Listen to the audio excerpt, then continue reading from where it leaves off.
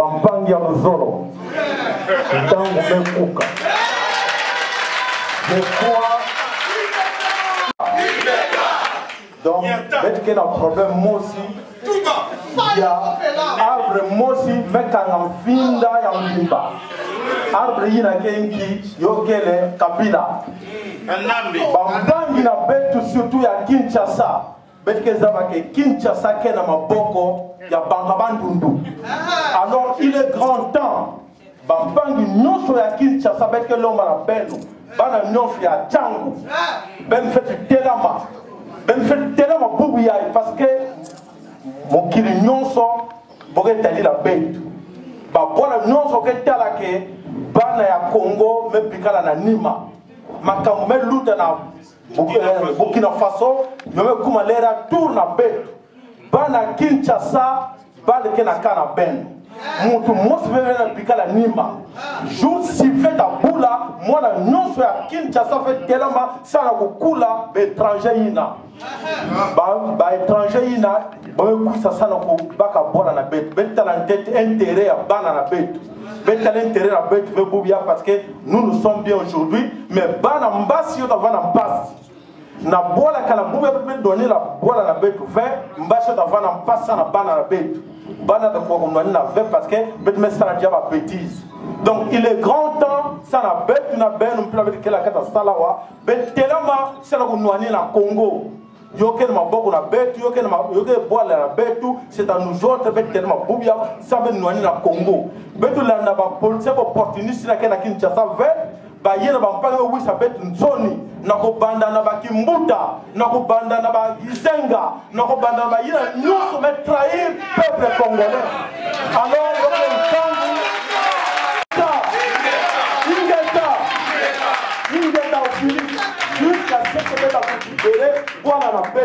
Congo, Kinshasa doit être libéré. Donc, parce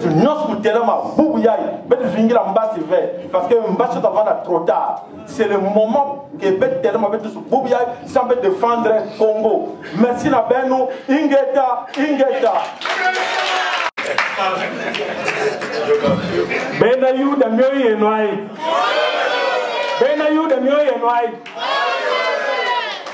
Eyo wa tujini jisanka jabonyi bakumona bwase kako enda mwena yuda na shumwa kutumwita kutabwa nikala mupiko wa muntu to kujituno bigila ni bena yuda waru wase nuji bena jisamba jishungula neno bena yuda bonsu bajikuneku kumputu bena yuda bajikwetu bajikukana bajikumbushimai bajikumalaji wanshinga kama inakuwa kumwakwele menshi bwane jitungeji ja kongo njenwai kongo mkingi wa muntu to kato ena bapika ba muntu to surtout kato ena bapika ba mwenyi to muntu mbukila kwende ni kwa nganyi tato ena ni nganyi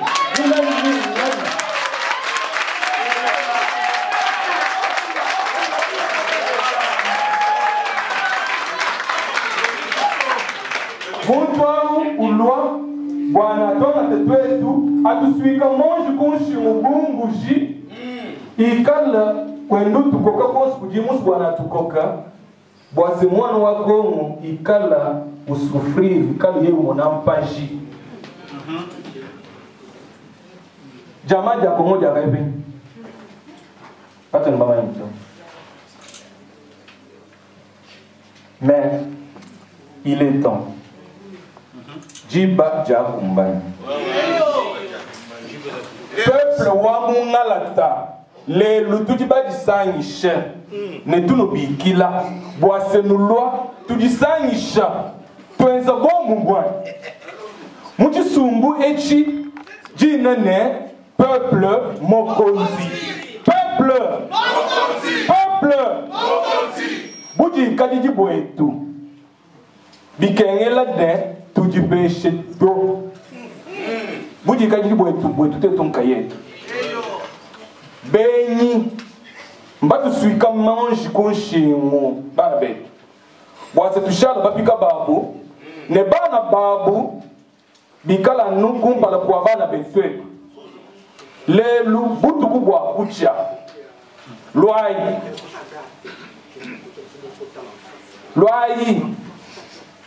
tubinga le peuple wa Congo bukalenga bwende nwenu badi kwetu jiba njojeji jukai tujisangishi tuipata mwenyi ne mutu luishi jina ne kabange mekinji ne jende to jine jende mene nkanambe uju tushima nzambi abenesha jitunga ja Kongo Zambi abenesha jitunga ja Kongo amen amina ingeta Peuple Mokonzi, merci Patrice pour le message là. Chilouba, je crois que ton parcours est la langue nationale. Voilà. En français? Ok, d'accord. En français maintenant pour terminer cette partie. Christian Moula. Ingeta. Peuple. Nan Mokonzi. Nous intervenons aujourd'hui pour tenter, n'est-ce pas, expliquer le concept peuple Mokonzi. Peuple Mokonzi, le mot Mokonzi, c'est un mot africain, précisément congolais. Donc il faut chercher l'équivalence, comme on dit, l'équivalence fonctionnelle dans l'autre langue. Raison pour laquelle Pichou l'a bien expliqué. Donc on a essayé un peu de coupler en mettant peuple Mokonzi. Et Cheikh Fita, il est là, il a aussi écrit un ouvrage aussi très riche dans ce sens. Donc peuple Mokonzi, l'ensemble peuple Mokonzi. Mokonzi en lingala, c'est le chef. C'est lui qui décide en dernier ressort. Et les cas éloquents sont là. Au Burkina Faso, chez les Arabes, et je peux aller encore. Voilà, le livre Peuple Mokonzi est là. Donc le vieux Cheikh Fita l'avait déjà écrit, il est là en 2001. Si on peut applaudir. Donc si on peut applaudir.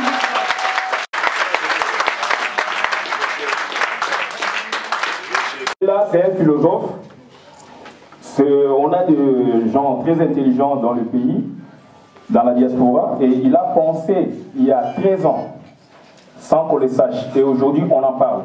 Donc c'est un concept, comme on dit, total et global. Donc c'est-à-dire, peuple Mokonzi, dans notre jargon, c'est le chef, c'est lui qui décide en dernier ressort. Le cas éloquent, comme j'ai dit, au Burkina Faso, puisque ça ne marche pas, les peuples maintenant sont dans la rue, voilà, ils ont fait partie de leur président. À la conférence nationale, on a vécu ça.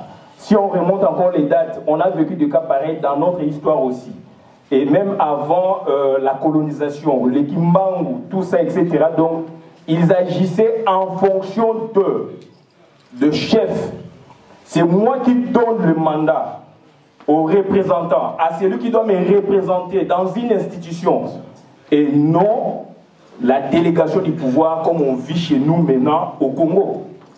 Vous savez, le pays, il y a 2 ans, 3 ans, a connu des élections bâclées, puisqu'il y a des députés qui nous représentent là-bas, alors que, puisque nous ne votons pas, nos frères qui sont au pays ne leur ont pas donné mandat. Donc, les concepts du peuple Mokonzi est trop profond, philosophique, sociopolitique, historique, géographique. C'est un concept total et global. Donc, pour bien le comprendre, il faut lire de tels ouvrages. Et puis, aujourd'hui, nous appuyons aussi sur ces concepts. Donc, il faut beaucoup comprendre, il faut fouiller, et maintenant nous vous demandons de vous prendre en charge, c'est-à-dire d'avoir le destin du Congo en main. Raison pour laquelle on vous demande, nous vous prions, n'est-ce pas, de vous adhérer là-bas. Il y a la dame qui est derrière, elle a des listes, inscrivez-vous là-bas. On a besoin de vous, qu'on fasse une synergie, une synergie d'intelligence collective pour que nous agissions demain déjà, si pas aujourd'hui, dans la durée, c'est-à-dire avec abnégation et détermination. Donc, je n'irai pas trop loin. Les exemples sont là. Burkina Faso, c'est un exemple frappant. Les pays arabes frappants. Dans notre histoire, j'en ai évoqué. Et je demanderai aussi aux vieux de rééditer ça, de mettre à la disposition, n'est-ce pas, des Congolais pour que nous lisions, pour que nous comprenions les concepts politiques, sociopolitiques, historiques des peuples Mokonzi. Donc c'est un équivalent fonctionnel, puisque en Occident, c'est le souverain primaire, et chez nous, c'est Mokonzi, donc on l'a couplé. Donc c'est-à-dire, Mokonzi, chez nous, c'est le chef. Donc je n'irai pas trop loin, donc on en a parlé, et le livre est là, et je vous prie de l'acheter. Merci, je m'arrête par là. Merci en tout cas, Christian Bola.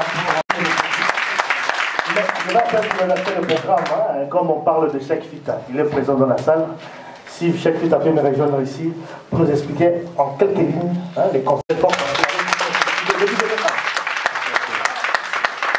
Peuple Peuple Bandeko, na sepeli mingi, ndenke ba. Bon, moi, donc, à pied levé, quand on a une bonne analogie, c'est la philosophie. Donc, on a voulu improviser à Wate. Il faut là se préparer jour, mon cours, une conférence, c'est Ali. Donc, il y a un zindo benza pour expliquer le concept. Mais, historique, il y a un peuple mokonzi zani. Na 2001, 2001-2002, na Sen City. Na Sen City, on a basali bakor. Mais juste après, quand il y a Bango Moko, ils ont respecté encore les sous-soutés. À partir du moment où on a compris que le bateau est aussi la bateau de la vie sur la montée, dès la commande du livre, on a eu poto, en 2002, on a édité, on a édité, et si là, on a un kala. Mais, il faut montrer à mon doigt comprendre les alliés poliés. Pouvoir et Vandaka na base. C'est-à-dire ceux qui ont eu triangle, on y a tellement de sango, et que tellement na songete, et que tellement na base. Base est la monnaie, koleka sommet. Et l'ingi koloba na base des peuples. Peuple moko to tandami, to sali base. Ceux qui to lingi mokonzi, biso moko to kopona mutu moko, to komatisa ye akomi na songe. Mais na maboko na biso.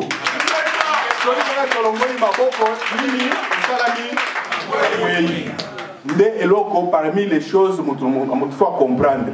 Mais pour baser à la makasi, et c'est un principe le amour.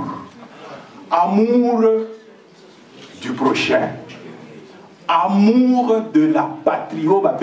Patriotisme. Si vous avez un donc, par principe, le amour du prochain, amour de la patrie, ndé et zalaka la sève ya combat. À partir du moment où on moni que moninga zana passe nae, pesio et sengo, amour ane kofi. À partir du moment où on décoisa na passe wana yo zo sentir yango koleka ye, on commis patriote. Donc, à tout moment, le tozolo ba femme violée, ba millions de morts. Baza bandeko na biso te, toza musika, mais ezo sala biso passe. Donc toza na esprit wana peuple mokonzi. Il faut to kolisa yango, il faut to tangisa yango, il faut ba tout bazala nango. À partir de ce moment-là, au balobaka, le peuple c'est une bombe, c'est une armée plus grande que toutes les armées. Nde ekosalama.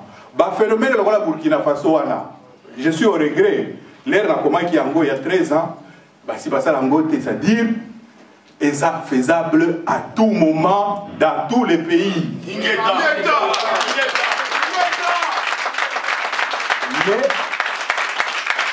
vous allez moins distrait, vous allez indiscipliné, vous allez pamba, alors que, dans le moment où Mboka est menacé, elingi koloba na yo pe oza menacé mais mboka ezomona eza menacé ba mususu bazomona ngo normal ba mususu bazosala ba concert etc.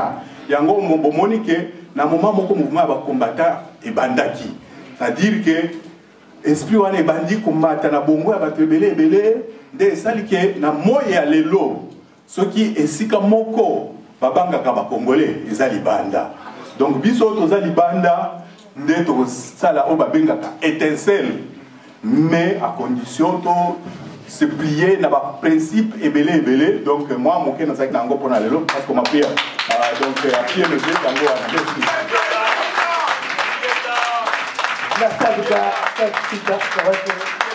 C'est ça qui a bien aidé, mais comme on a parlé de lui, l'instinct quand même à passer pour faire passer le message, je pense que c'est quand même intéressant ce qu'il a raconté. Donc c'est philosophique vraiment, donc cause à la patriote, il va dire qu'il y a volonté à tout. Peuple me redonne le pouvoir au peuple. Voilà, donc rapidement, tout ça qu'on passer la suite à programme Nabiso. Bon, c'est vrai qu'à la salle, il y a des gens qui se posent beaucoup de questions. Bon, tu vas déjà avec l'éclaircissement ou la suggestion de propositions. Ou alors, bon, à éviter, on doit aller au Oloba. Je vois que tu peux faire une parole d'assistance, donc on a besoin à la public. Donc, on a une question. À vous qui peut-être dans les deux gars, le Bogo Naye, à devant, à se présenter, et puis à poser question Naye, et puis question on a un des membres de l'organisation, pour me rappeler, qu'on expliquer, qu'on réponde. Donc c'est un peu dans ce sens-là. Mais bon, c'est vrai que tu peux déborder par rapport à Batouko et Baboulé. Si on peut prendre 5 ou 6 personnes, ça serait vraiment intéressant pour que tu gagnes le moment de la question. Alors on a invité dans la question.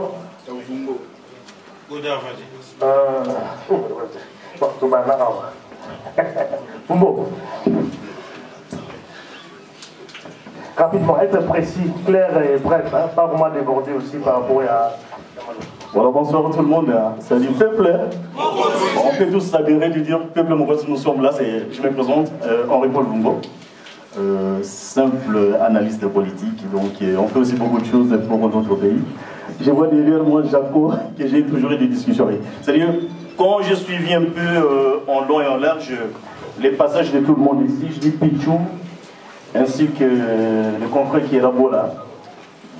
Et je peux citer tout le monde, mais c'est-à-dire il y a des trucs un peu que je peux aussi poser des questions, pas du tout faire de l'apologie, mais quand Pichou, dans son discours, il a expliqué, parce que j'ai une question pour lui, il a donné quelques éléments en ce qui concerne le peuple Mokonzi. Bon, il a parlé des victimes de la guerre qui s'est vue au Congo dans tous les coins, donc dans le pays limitrophe, donc on connaît bien le pays du CPGL, donc nous avons les deux pays qui sont à côté de chez nous, donc Rwanda et Burundi. Il a parlé aussi dans le pays austral, donc qu'on connaît Zambie, tant de choses, sans oublier aussi l'Angola.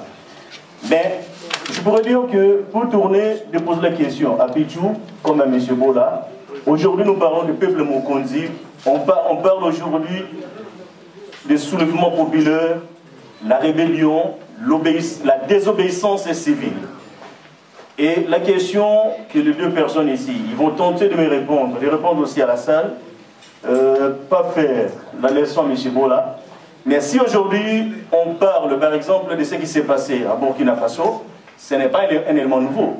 Mais je vais revenir pour poser cette question, la perestroïka qui a été passée en 1990, parce qu'on va parler du président Mobutu, on a parlé du MPR. Je crois qu'il y avait la consultation populaire en 1990, la perestroïka, ainsi que la glace blanche qui était passée en Europe, en Union soviétique. Et aujourd'hui, on arrive là, après la perestroïka, excusez-moi, on arrive maintenant, on a trouvé dans tous les coins du monde, et aujourd'hui en Afrique, on a trouvé le printemps arabe. Oui, le printemps arabe, aujourd'hui, nous avons donc Burkina Faso. Ma question concerne le lieu. Parce que M. Pichou, il parlait ici, et je vais poser la question à Pichou. De nous donner la différence, parce qu'on dit pouvoir du peuple, par le peuple, pour le peuple et au peuple. Est-ce qu'il y a une différence entre le peuple et la démocratie? Parce que quand on dit le peuple, c'est la terre de décision, et la démocratie, ça vient d'où? Parce qu'on sait que c'est gestion de la cité. Et deuxième question que je vais terminer maintenant à M. Bola. Parce qu'il a évoqué les tout, M. Bola. Qu'est-ce que vous attendez par prenez-vous en charge? Parce que c'est un discours une apologie qu'on a entendue plusieurs fois. Prenez-vous en charge. Merci beaucoup. Voilà, donc...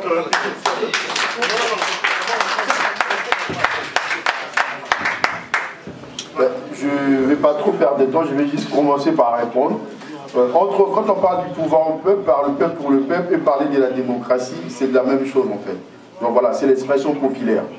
Donc on est dans la logique où le peuple s'exprime autrement. Quand on fait allusion au soulèvement populaire, c'est que le peuple ne soit pas consulté par d'autres moyens qui peuvent être aussi l'expression démocratique ou populaire. Mais là, on part dans une démarche où le peuple se révolte contre un pouvoir qui ne répond pas à ses attentes en fait. Donc la démarche, on n'est pas dans une démarche où on est dans une logique d'élection, on parle du vote des régions ou du vote des sanctions, on est plutôt dans une logique de déracinement du système en fait, parce qu'il y a des personnes voilà, qui sont dans la gestion de la chose publique, ne répondent pas vraiment aux attentes de la population. Donc ils sont plutôt dans une démarche où ils se préservent, voilà, et ils défendent plutôt les intérêts particuliers, hein, ou individuels si tu le souhaites en fait. Donc voilà. Donc la démocratie et le peuple, il n'y a qu'un pas, donc c'est la même chose, donc ça démontre, là on est dans le centre de l'expression populaire, mais le pouvoir au peuple, par le peuple pour le peuple, peut être interprété dans, comme on dit, c'est le concept, hein.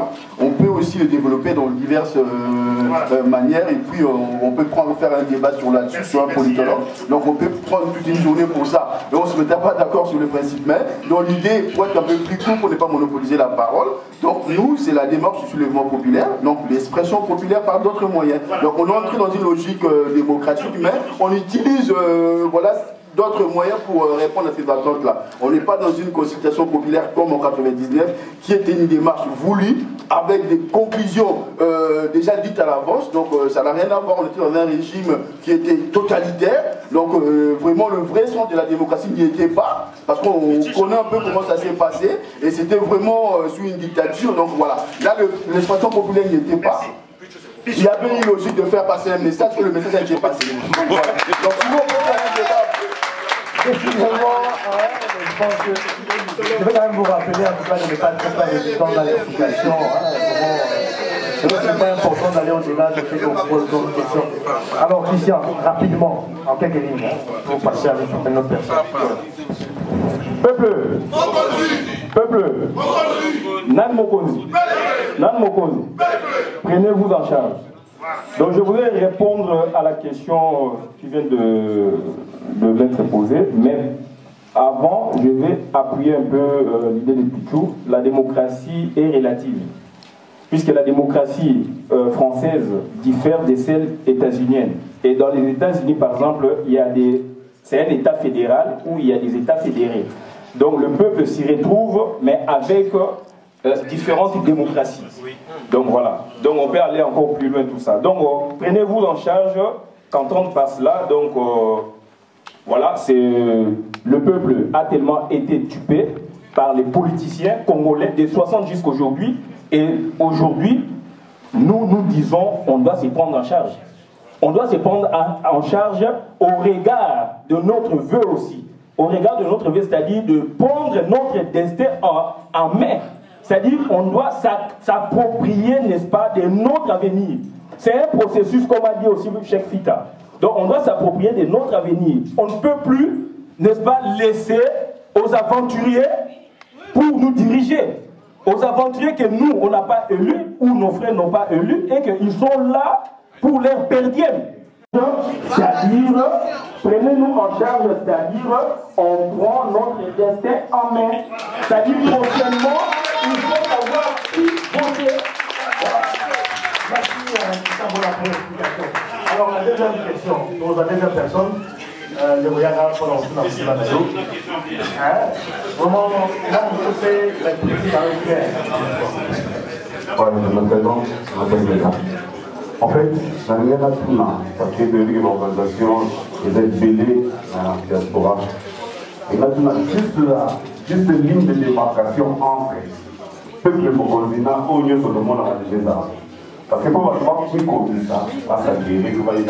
Et là, on dit tout ça dans l'immédiat, on dit le projet de l'AIT, on dit le discours de l'AIT, on dit qu'est-ce que le peuple Mokonzi prévoit pour le peuple. Merci, Goda. Nyonso oyo akopesa 10 euros na ye, avant 4 pardon, il y a membre. Et quand la membre ils ont la poche, ils ont la limité, mais tout ça, nous avons organisé le combat au ba politicien misusu o ba yaki po ba kosa biso na vite que tout le mouvement na bango et de comprendre que ba bango lutter pour le peuple congolais mais ba bango lutter et ko sala makambo ebele pour na ngana yo c'est le but que les Congolais cotisants mutumo a cotisé à Pambazate. Moi je pense avec des idées comme ça avec la carte oyo et ko sala que l'obito libérer mboka carte c'est pour la libération du Congo. Déjà, pour ma il y a beaucoup de choses qui se préparent dans la coulisse. Autres ont préparé pour lui que nous devons chasser Kabila par la force et non par des discours. Par discours démagogiques, où la politique, il y a des poissons. Tu as besoin du peuple Mokonzi à libérer Congo. Merci Nabino. Merci peuple Mokonzi. Ibosona tuna mutuna. La bande d'abord pour Sabino Bandeko na Belgique. Biso na Londres en 2005. Na initiative Nangai pour cela qui marche à Liboso au Ebota Combat. Et na qui téléphone ya ndeko bukecho ya fandiawa. A ebisingai likanisi ya peuple Mokozi. Ça m'a fait plus d'une heure en train de réfléchir. Cette inspiration ezali inspiration d'abord ya Mukete. Je me suis dit non. Peuple Mokonzi. Ndekonangai Bokechu. La Kendeki formation Moko na Washington. Et on m'a parlé, il y a souveraineté, là, pouvoir, les alliés et pas le peuple. Quand j'ai appris l'initiative Nayo, il y a Bandeko Nyoso, Nazo Banda d'abord, avant Loba. Je parle ici, je représente plus de 10 000 membres. Nous allons présent président et organisation dans le Royaume-Uni pour les implanter partout dans le monde.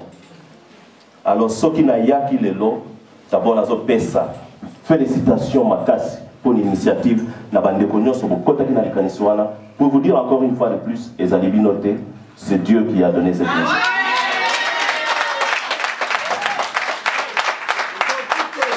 Vous allez parce que dans Londres, dans la conférence, et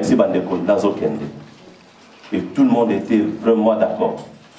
On a compris le nom des Congolais. Congolais sont la sens unis. Yozate, c'est le peuple. Et Mokanabiso, et Zaline et l'autre, les autres, tout ce que nous avons dans la vie, c'est le peuple. Ceux qui sont Bundalelo, parce que c'est le peuple. Ceux qui sont au Congo, même ceux qui richesse, c'est Zaline, à pays pauvre, peuple et l'Obaka. Donc, le peuple des alliés, cœur, il y a l'Ikambonyos. Et quand on reconnaît le pouvoir, il y a peuple. Mokonzi Azali, Azate. Parce que Mokonzi Yende Wana peuple. Donc, quand je vis cette initiative, merci vraiment, merci beaucoup. Navana Moutounate, il y a Makassi. Mais d'abord, Nazolingana, Banda, Kosenga, la Bande pour la Belgique. Quand nous, on a commencé avec les combats, au Quito, on a la BBC, on a la chaîne Ebele. On a passé 3 jours, il y a une arrestation à la police. Pour vous informer un peu de ma carrière, je suis professeur à l'université de Londres. Et quand je vis cette initiative, je me suis dit non. Vous allez voir sur le bouquin Internet, au tapis au Kitotongo, avec le Premier ministre partout, vous allez me voir. Peut-être dans le domaine de la Belgique, je ne suis pas tellement connu. Mais dans le domaine de l'Europe, si vous allez voir, je suis là. Mais quand je retrouve cette initiative, il y avait des docteurs. Mais il y avait des combat. Et quand vous avez commencé avec cette initiative, je vous dis, tous les combattants de Londres, nous avons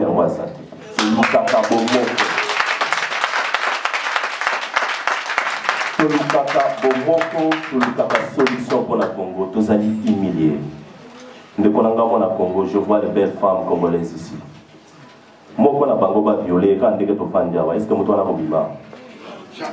mais comment on rêve?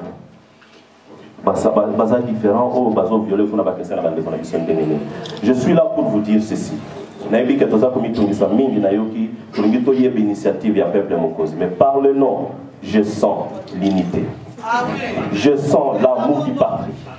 Je sens la décision, la détermination, la volonté à peuple.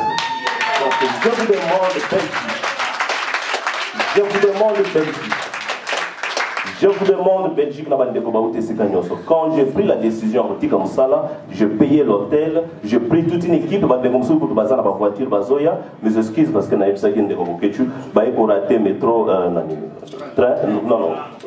tube, bateau, baraté bateau, après, donc, décalage hier, il y a décalage, il y a air, basé sur ce problème parce que na 18h na biso donc c'est trop. Alors on a cinq vraiment bandeko sur la Belgique.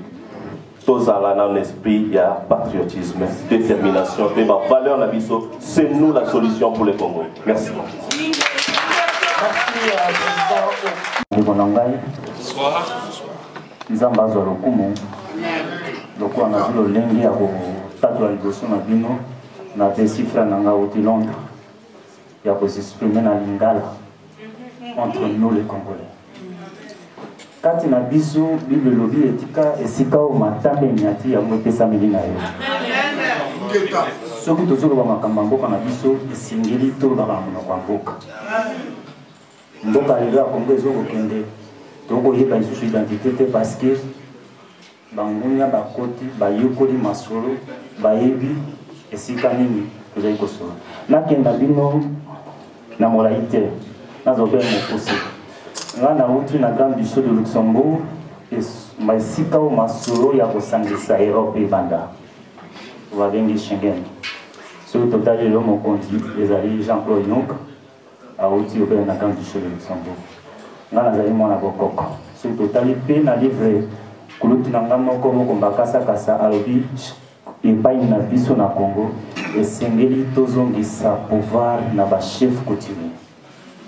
Na BBC de Kongo na ina ba journaliste ba ba prêter na awa ou avec confirmer à psychologue les solo ya kolobera que pouvoir faisons na ba chef coutumier idéologie na ngo tek na Luxembourg na yindi kozongisa bande ko nyonso wa initiative ya obengisa biso soki to banda ko ya te ya kolakisa bilongi bande ko moto ba bengi journaliste bimbisanga na ozoma mwa tamwa moke bimbisanga Pona ezaki komba ngo toko iba ezali nani mokonzi isoli uti wapi ezali nini nani kombata nani te trahison pe ezali lokola ndenge toyali ape baphotographe mosusu bali na batelefone na bango ba direct ezoleka na Kisasa bakolanda biso nakotipe na biso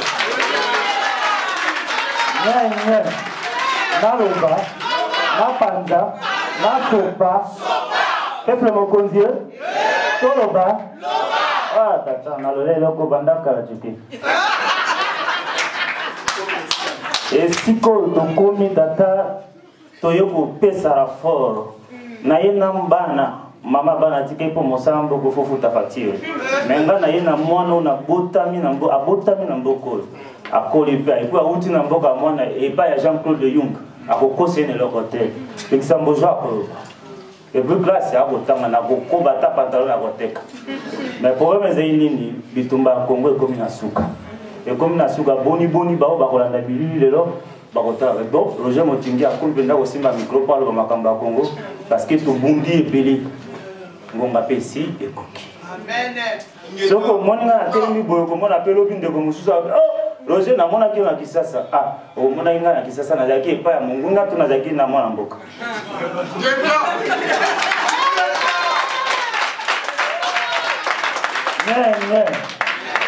Nye.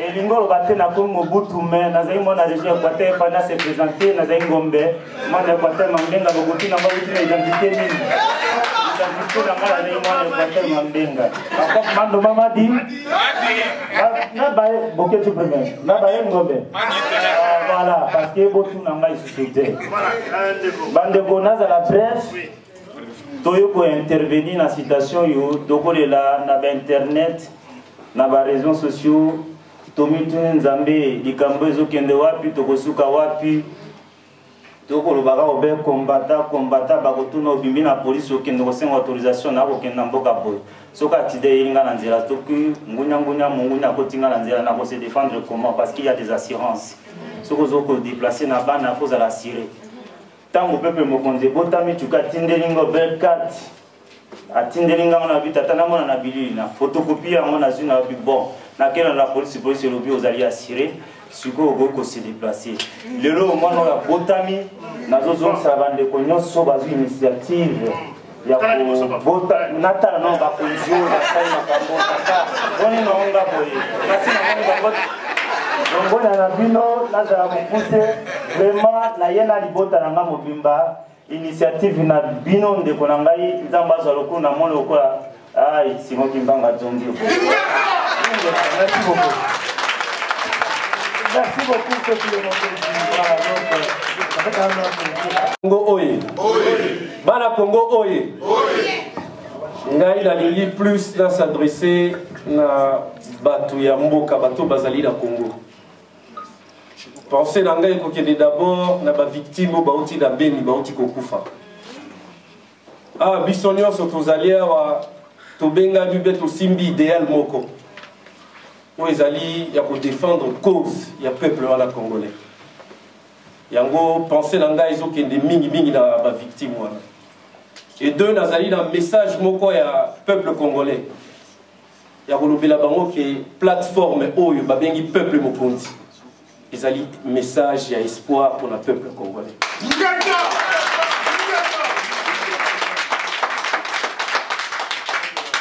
Na ligne de Sousouna Lobela Bango que non seulement ils ont un message, mais tout le monde Bango ti na souka poto kende na o biso tozali kobengawa soulèvement populaire.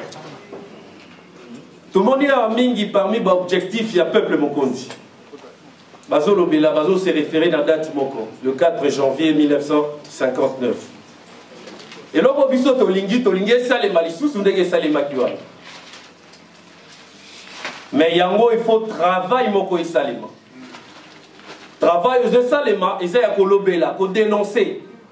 Koloba nyonso ezali ya mabe pour na Congo, peuple wana zali ko subir. Tolobi il y a eu trop de morts, trop de viols, trop d'injustice. Et bino ba tozali en abisso tozo bundelelo komoko forme nyonso ya injustice tozali koboya yango tolingi te ba bazali kolia na ba misu ba kufa nzala congolais za kokufa du jour au jour congolais azali kokufa yango na peuple mokonzi tolingi to soulèvement populaire et longwa slogan ezwa processus moko boye tolingi longwa slogan dans le système mongoboé pour comme un objectif principal na biso ezali soulèvement populaire. Message sous ces alliés qu'on s'adressait dans les politiciens congolais. Bazana Mboka. La corrompu. Ceux qui veulent merci. C'est-à-dire que tous les alliés qu'on s'est dessinés pour la qui s'habille soké, tous comme on a fait un régime mongoboé. Batou Bazali ko s'entêter. Kabila, il est entouré de bandes de corrompus. Oh Bazo Landae, Kanambi. Oh Bazo Landae, pour la propre poche d'Abango. Yango Tobenga Rabango, ba demandeur d'emploi. Tout les alliés qui se décident, ils ont la biso batozali ok. Le régime, ils ont comme on a fait na yango. Yango biso, il faut lutter tina souka. Tozalana bango ti nasuka toko défendre peuple wana ti nasuka.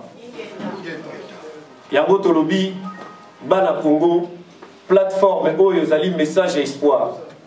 Yango na lingina lo balisusu toko travailler mingi il faut qu'on meka. Naza koloba da s'adresser na ba membre organisation. Toko meka to travailler beaucoup plus dans le silence pour ba action ezala ya makasi mingi. Oui, la Bible, je pense que c'est limité. Nzamba senga qui recommandation, batongela un temple. Salomon ou qui que ce soit, mais l'air bazo tongela un temple. Après ça qui mbeko moko. Alors Bibo utilisait ni marteau ni eloko moko ya libende. Et ça qui pour relaxer tous les sous signe moko ya discrétion. C'est-à-dire Batouba Situka nous a laissé salir.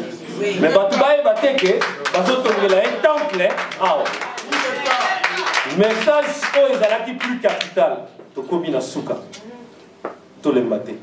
Plateforme, il faut y travailler au nom, au détriment de la plateforme Moussous. Mais tout travailler pour être dans l'efficacité, tout travailler assez pour Bissale Mouna. Peuple, je dis et je vous remercie.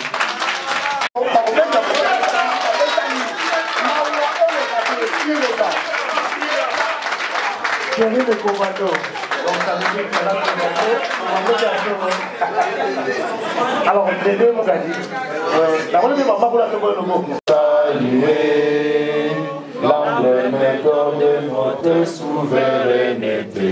Congo, mon pays, Congo, des aïeux, Congo, au pays, Congo, bien-aimé, Congo. Nous peuplerons ton sol et nous assurerons ta grandeur.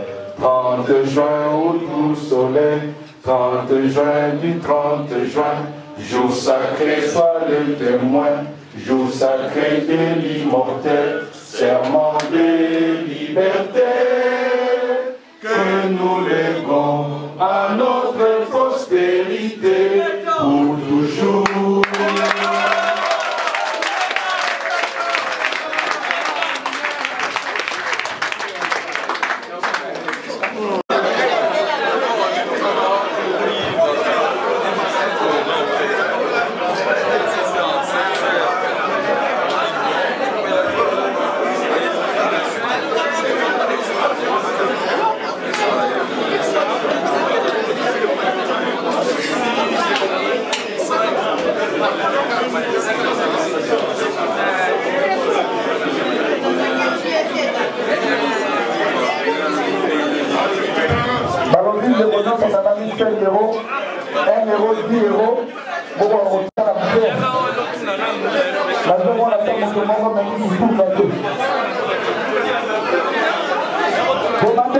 Dédé Moukadi, tout le monde a un peuple mokonzi, impression na weza ndenge nini na masolongo ndenge zoke.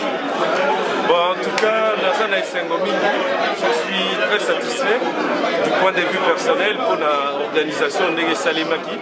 Et puis, na moni ndenge batunion so baeko sangana pour l'initiative bandeko bazwaki ya komeka un peu kozwa na kubundela idéal moko ezali défendre la nation congolaise, le peuple congolais. Donc Nineza vraiment très positif, Nazana Openda très satisfait, Christian Bo Nazalia on a invité à remplacer PMO, mais l'impression d'Angezali Nazana très satisfait. Mbote balandi nyonso ya Congo ya sika 1.com wabino molobeli Johnny Yaimpi l'homme à la taille de Jésus Mbote. Lelo tozali awa na sortie officielle ya peuple mokonzi bandeko na kosabinote mbilinga kita putulu e mati makala matikali na mona ba réunion ya komba mais ya boyena nu na mona yango te pichuso ngombo yo koloba nini na oyo réussite totale obosali lelo. Non, tosenga merci na peuple congolais, tosengi merci na bandeko so bayaki. Donc oza makambo nzambe, donc nzamba tika bana na été, oza komba ba juste, oza komba en vérité, la preuve bat balandaka biso tant to pesa ka message et vérité yango c'est concrétisé yango donc sortie officielle bandeko baye toyaki ko bimsaka ka mwana ngo wa sabotamaki et l'autre comme na moment ba action. Donc plutôt lobby démarche absolue liga moko to éradiquer, to déraciner système o eza lelo na kati ya Congo pe yango ne ali cause ya malheur na biso. Ba action eza ndenge nini olo? Ya bitumba to ya ba réunion.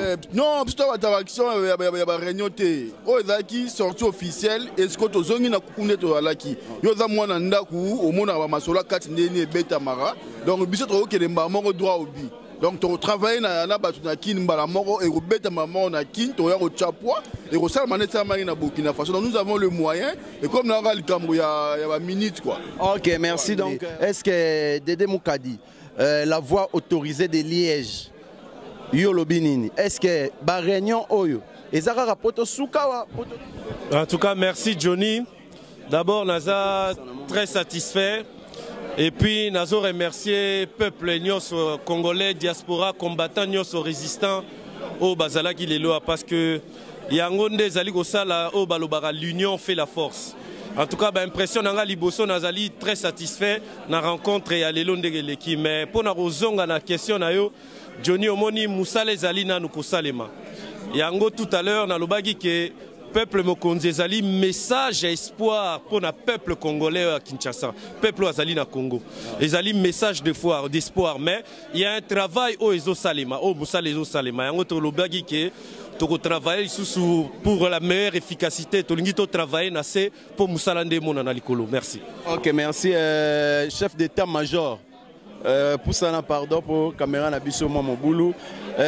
Namoni penza ke combat et zongi combat za soudé peuple mokonzi vraiment peuple azui ki bokonzi nae pour na moni population yawa pe batu musu bazo continuer ko ya batu à Londres musu bazo koma route bazo benga donc mbilinga ekoti yeke koti na kaya monguna na yangwana na lobi Johnny merci mingi omoni kaka yo moko ndenge salango batu baye mingi pona Congo omoni Congo oyo baza kobunda komba Congo eza komonana na miso bato awa babengi bato te soki ndenge nini momoni amour ya mboka mutu ememi bato oyo baza na posa ya mboka ekende liboso yango omoni tina bato bazali ebele boye Johnny. En tout cas merci merci Bokechwa Yambo tozmoni awa eloko vraiment esimbi eloko etondi salo etondi Salo mulunge awa lelo donc na ndenge ya GT récite oyo et salami bat mususu balobaki eko simbate basusu balobaki non maramba komba ko bat balemba na bango mais namoni batu bauti bamboka na bamboka ti ba Danemark ba Luxembourg ba Norvège ba Hollande batu bauti partout. Récite yoroloba nini okosenga bango nini ba ope batikala na ndako yoroloba nini pona bango ati papa le alobala no non vraiment to sepeli makasi ezalaki vraiment réussite je crois au remarquer na kati ya batu balingi su ba biloko ya mulai te mikolo to telemi pona ko arrêter ba stratégie ya ko attaquer na lopete na mayele et puis na bandenge belé mais pour atteindre objectif dans un délai très bref. Alors to telemi na 3 fourchettes.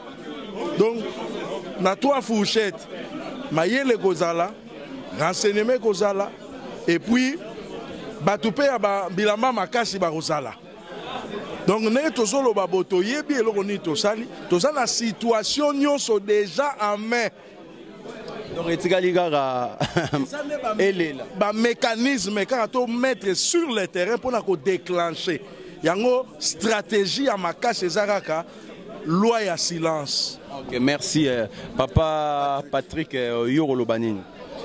OK, est-ce que kotuna ngasu motuna na yo malam na lobi motuna na ngezali natunaki bango motuna mususu yo pe na kotuna motuna mususu awa tozo sangana boye tozo sangana ga poto bandaka na ba marche to lembi et comme siko makambo ba ko sangana peuple mokonzi na idée mususu comme ko sangana lingomba o eza structuré. Est-ce que eko koma kaka boye ba structure ti to lemba pe oyo to bandi susu ta musu ya ba muziki ya kotaka ba mbongo. Merci beaucoup. Question nayo ezali très importante. Réponse dans les élocaux na autopesa ndeko moko tout à l'heure.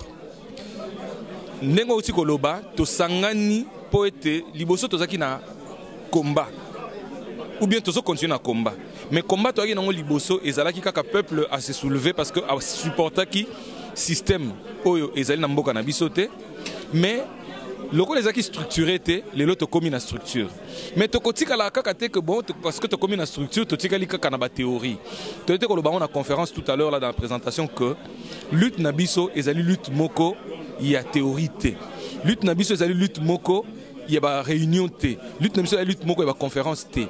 Lutte na biso ezali lutte moko acharnée avec une détermination. Notre détermination c'est faire partir l'impérialisme qui est là, l'impérium qui est là, l'étranger qui est là. Le système doit changer. Toza na mboka mususu te to na Congo moko. Soki balongo libiso Congo na yebite soto koma banani. Yé moto outi libanda azana mboka ne pas ya outi. Soki il est là longo na Congo, il a au moins son arrière-garde, c'est le pays d'où il vient, le Rwanda. Mais biso ba congolais, soki balongo linga congolais na kokoma nani. Tolingi, biso to Congo di matete ata été même un seul centimètre du Congo ne peut pas être retranché de la carte du Congo pour le profit de certaines personnes qui se sont arrogées ou se sont donné ce pouvoir ou voilà la présidence et le pouvoir du Congo. Non, le Congo nous appartient. Comprenez-moi. Ok, merci. Wayambo to kompena na suka moi loko moko ya muke kaka. Ngana remercier papa Patrick. Na papa Alain, ne tolobika to remercier tout Dieu tout puissant. Ye mutabongisa ki maramunyo sur les can église, to remercier pe pasteur, ou apesi so salle gratuit pour na to l'exa message na biso. Et loko nyo sur les karanaka église et les karayeloko ya bien biso. Nous sommes déterminés, tozo benga bande kunyo sobaya. Basali bazala ki ebele, mais ba ponami na moment to comme muke. To na besoin ba ponami na baya parce que objectif na biso eli 2015 et si la kanam na kata mabeli on a té po yetanga zo extremina ki bande kuna biso apesa ki bango tante yango tolobi ke soka meki ko toucher constitution Congo na kata Congo tolingi élection to kende na ba occupate na ndenge bande kuna biso mususu na 2006 na 2011 ba kendaki na ba occupa ba réussite biso tozo kende na ndenge ya Tunisie na Burkina Faso. Donc, c'est là que je remercie Pichu Chomongo vraiment, na président Okito. Président Okito, tout le monde y a. Na mon colonel, sans oublier, apôtre Jean été, mais le tatou Mabazoya Nangela, vraiment président Okito, au Londres, Nzambe Apambolayo. Donc, biso tozali awa, tozo continuer, to na ba marche. Oye ali soki pour la constitution Congo, constitution Congo ezali motema na biso, oye kovandisa état de droit, oye kovandisa mboka na biso. Du basa l'erreur te puis to na droit ko kende recensement na bango te. Po bavandi na mboka na plus de 17 ans, batikala jamais ko sala recensement. Donc mandat na bango etikali journée moko na ndambo, ba se préparer babima po ba kolomboka ba kota bandako bango batongaki. Ok, merci vraiment Ntolobigara masolo esimbi banani bataki tembe na peuple mokonzi. En tout cas à suivre na rozoyo neto mesana émission mobimba po bozaye su kolobate ata na beng bino boloba ata likambo ekwei obengaka to solo yango na fond et obino to zela to tsana se soigner ba soigner leo mais le roi ba soigner les bisoté na mboka biso to ko abizele bango. Merci.